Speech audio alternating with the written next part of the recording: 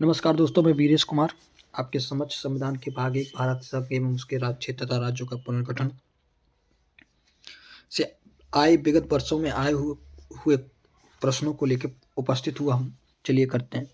संविधान में हमारे राष्ट्र का उल्लेख किन किन नामों से किया गया है? भारत तथा इंडिया, केवल भारत, हिंदुस्तान तथा इंडिया, भारत, हिंदुस्तान तथा इंडिया। मैं आपको बता दूं, पहला क्या है कि ये क्वेश्चन किससे संबंधित है, तो हम कहेंगे आर्टिकल नंबर 1 से संबंधित है। ये क्वेश्चन आर्टिकल नंबर 1 से संबंधित है और आर्टिकल नंबर 1 में लिखा है, क्या लिखा है कि भारत अर्थात इंडिया राज्यों का संघ होगा, यानी India that is Bharat, India जो कि भारत है। तो पहला सही है, केवल भारत है ही नहीं, हिंदुस्तान शब्द का उल्लेख है ही नहीं, तो इसका आंसर क्या है? पहला है। ठीक है, नेक्स्ट करते हैं। दूसरा इधर तरफ देखते हैं। संविधान के प्रथम अनुच्छेद के अनुसार भारत, तो मैंने अभी बोला कि क्या है? राज्यों का समूह, राज्यों का फेडरेशन, राज्यों का कन्फेडरेशन, राज्यों का यूनियन। तो यूनियन है, क्या है? राज्यों का यूनियन है। ठीक है, नेक्स्ट चलते हैं। संविधान के निम्नलिखित में से किस प्रावधान के अंतर्गत भारतीय संसद का नया राज्य बनने का अधिकार दिया गया? तो देखिए, ये क्वेश्चन थोड़ा देखिए। आर्टिकल नंबर 1 में संघ का नाम और राज्य क्षेत्र की बात की गई। आर्टिकल नंबर 2 में नए राज्यों का प्रवेश, मतलब नए राज्यों को संघ में शामिल करने की शक्ति और नए राज्यों को स्थापित करने की शक्ति थी। अब देखिए, इसी में क्या है? अब आर्टिकल नंबर 3 में तो नए राज्यों का निर्माण, ये क्या कह रहा है? संसद को नया राज्य बनाने का अधिकार किसमें है? तो आर्टिकल नंबर 3 में है। आर्टिकल नंबर 3 में लिखा है कि संघ जो है नए राज्यों का निर्माण और वर्तमान के राज्यों के क्षेत्र और सीमाओं में परिवर्तन कर सकती है। किसी राज्य के क्षेत्र को बढ़ा सकती है, घटा सकती है, सीमाएं परिवर्तन कर सकती है, किसी राज्य के नाम में परिवर्तन किसी भी तरह से कर सकती है। जैसे यूपी पहले 2000 से पहले हम अपने मम्मी पापा से पूछें तो या बड़े बुजुर्ग से, किसी भी सीनियर इंसान से, कहेंगे यूपी पहले उत्तराखंड यूपी में था। 9 नवंबर 2000 से उत्तराखंड एक अलग राज्य बन गया। तो ये बनाया किसने? तो ये संसद ने बनाया। किस आर्टिकल का प्रयोग किया होगा? आर्टिकल नंबर 3 का प्रयोग किया होगा।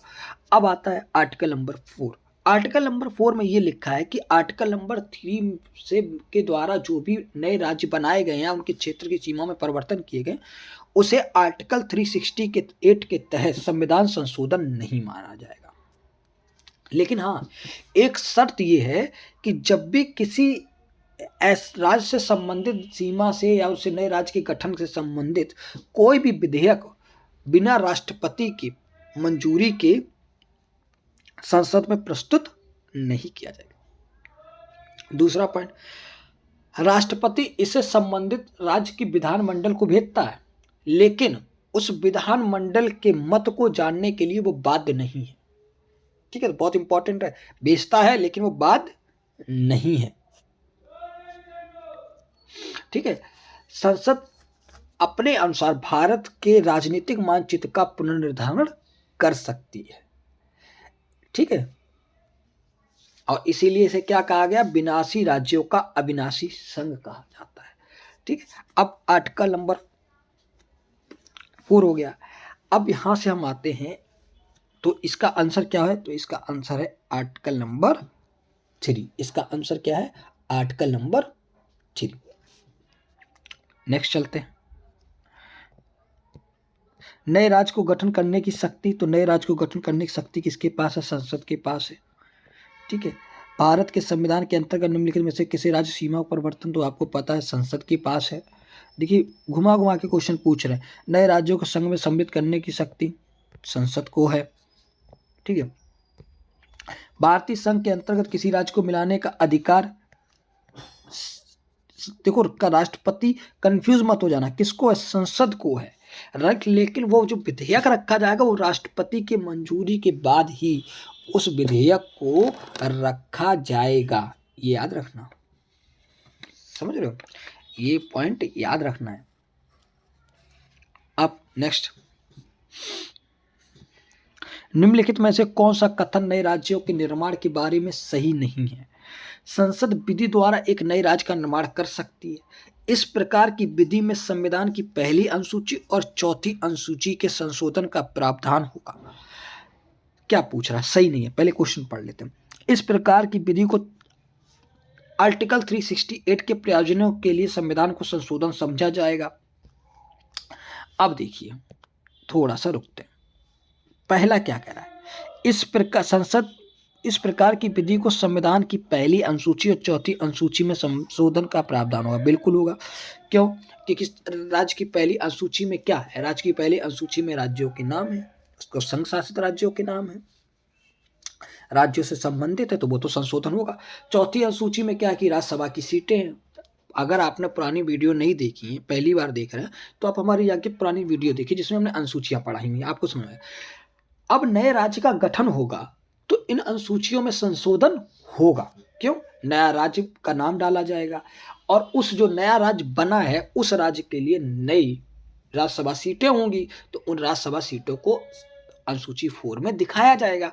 अब देखिए, इस प्रकार की विधि को आर्टिकल नंबर 368 के नहीं, मैंने अभी बोला ना आर्टिकल नंबर 4 में क्या लिखा है कि इस प्रकार की विधि को जो नए राज्यों के प्रवेश या गठन और नए राज्यों निर्माण और सीमाओं को है, तो इसे एक क्या अनुच्छेद 3 के अंतर्गत जितने भी नए राज्य बनेंगे उनको आर्टिकल 368 के तहत संविधान संशोधन नहीं माना जाएगा। तो ये आंसर है इसका, क्योंकि ये पूछ रहा है नहीं। इस प्रयोजन के लिए संसद में तब तक पुनः स्थापित नहीं किया जाता था जब तक इसे राज्य के विधानमंडल को निर्दिष्ट नहीं कर दिया गया जिसके क्षेत्र और सीमाओं को। अब देखिए, इस प्रयोजन के विधेयक संसद में तब तक प्रस्तापित नहीं किया जा सकता है। बिल्कुल सही, जिसके क्षेत्र और सीमा मैंने कहा ना कि। अब देखिए, हो गया। आप चलते नेक्स्ट क्वेश्चन। नए राज्य बनाने के लिए संवैधानिक संशोधन के लिए कैसा बहुमत चाहिए? तो भाई सीधे बात है भैया, कैसा बहुमत चाहिए? तो साधारण बहुमत से होता है। किस बहुमत से होता है? साधारण बहुमत से होता है और कुछ नहीं होता है। ठीक है। अब देखिए, भारत में एक नया राज्य सृजित करने वाला विधेयक को पारित होना अनिवार्य है। तो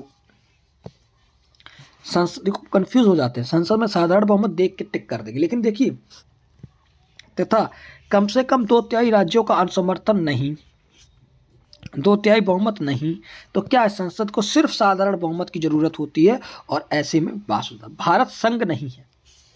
क्या कह रहा है? पढ़ लो। भारत संघ नहीं है। ठीक है। कारण किसी भी राज्य का क्षेत्र सीमा नाम उसकी सहमति के बिना भी परिवर्तित करने की शक्ति संघीय संसद को प्राप्त है। भारत संघ नहीं। तो अब इसमें क्या है? तो पहली बात बताओ, भारत क्या है? द यूनियन ऑफ इंडिया है। तो पहला तो गलत हो गया, लेकिन ये बात सही है। अभी हमने कहा ना कि सब शक्ति किसके पास है? संसद के पास। तो अब इसका हम आंसर देख लेते। तो ए गलत है और आर सही है। नेक्स्ट चलते हैं। संवैधानिक प्रावधानों के अनुसार राज्यों की सीमाओं को बदलने के लिए सहमति की आवश्यकता होती है। ठीक है। तो अगर हमें राज्य की तो किसी की आवश्यकता होती है? राज्य की विधानसभा सदन की नहीं, क्योंकि वो तो राज्य के मुख्यमंत्री की नहीं, राज्य की नहीं, राज्य की सहमति की आवश्यकता नहीं होती। किसकी होती है? किसकी होती है? किसकी होती है? तो वो हमने कहा ना किसके लिए होता है कि हमें राष्ट्रपति की मंजूरी की आवश्यकता होती है,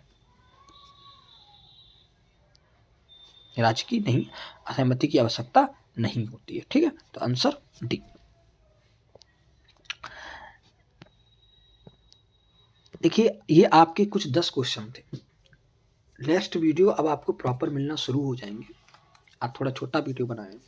अभी हम पूरा आपको पढ़ाएंगे कि भाग 1 में क्या क्या है, और भाग 1 में जैसे नए राज्य आंध्र प्रदेश का गठन कब हुआ, गुजरात का गठन कब हुआ, नागालैंड का गठन कब हुआ। आज के लिए इतना ही। धन्यवाद।